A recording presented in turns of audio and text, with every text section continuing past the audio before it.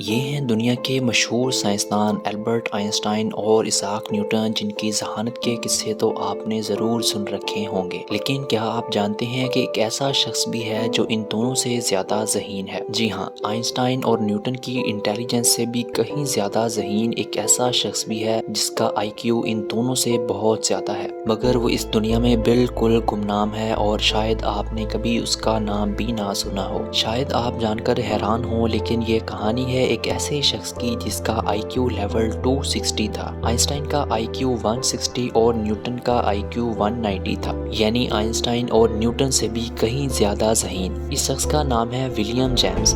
William 1898 میں امریکہ کے شہر نیو یارک میں پیدا ہوا۔ اس کے ماں باپ انتہائی ذہین لوگ تھے اور ولیم بھی اپنے ماں باپ کی طرح بہت ہی ایکسٹرا آرڈینری بچہ تھا۔ ولیم صرف 18 ماہ کا تھا جب اس نے امریکہ کا مشہور اخبار نیو یارک ٹائمز پڑھنا شروع کر دیا تھا، اور اس نے بہت کم عمری میں ہی اپنی مدد آپ کے تحت مختلف زبانیں بولنا سیکھ لی تھی۔ صرف یہی نہیں بلکہ ولیم نے چھوٹی سی عمر میں اپنی ایک زبان بھی تخلیق کی جس کو اس نے وینڈر گڈ کا نام دیا۔ ولیم دنیا کا پہلا وہ شخص تھا جسے بہت چھوٹی عمر میں ہی ہارورڈ یونیورسٹی میں پڑھنے کا موقع ملا۔ ولیم کو ہارورڈ یونیورسٹی میں 1909 میں ایڈمیشن کا موقع ملا۔ اس بچے کی ایکسٹرا آرڈینری انٹیلیجنس کو دیکھ کر ٹیچرز بھی حیران رہ جاتے تھے، کیونکہ یہ ایک ایسا بچہ تھا جس میں اپنی عمر سے بہت زیادہ صلاحیتیں موجود تھیں۔ ولیم نے 16 برس کی عمر میں کالج کی ڈگری مکمل کر لی تھی۔ اس کی اعلیٰ صلاحیتوں کی وجہ سے یہ چھوٹی سی عمر میں ہی بہت زیادہ مشہور ہو گیا، لیکن ولیم کو مشہور ہونے کا بالکل بھی شوق نہیں تھا، بلکہ اس کو تنہائی پسند تھی اور وہ لوگوں سے دور بالکل اکیلے رہنا چاہتا تھا۔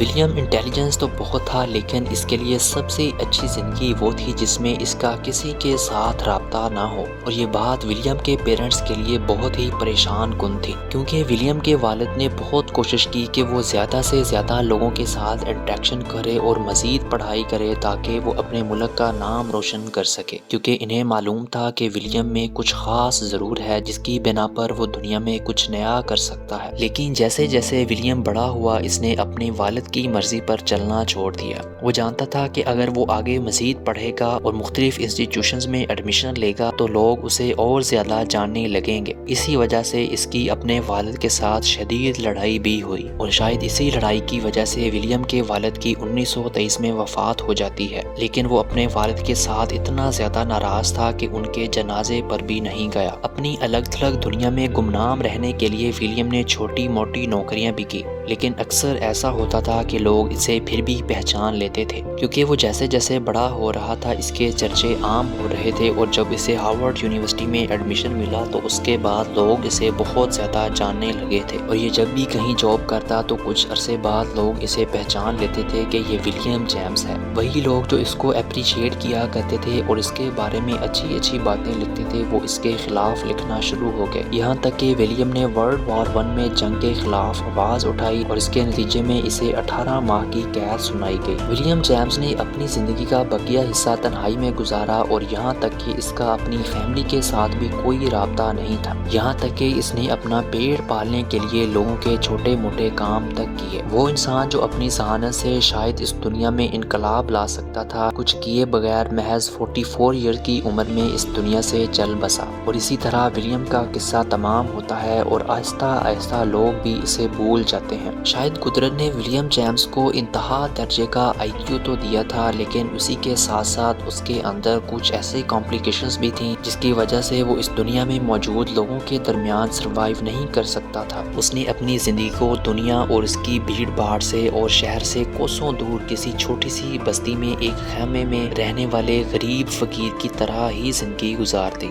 امید کرتے ہیں آپ کو یہ ویڈیو اچھی لگی ہوگی۔ مزید ایسی انٹرسٹنگ اور مسٹریس ویڈیو دیکھنے کے لیے اس چینل کو سبسکرائب بھی کریں اور ویڈیو کو لائک بھی۔ ملتے ہیں ایک اور نئی زبردست ویڈیو میں۔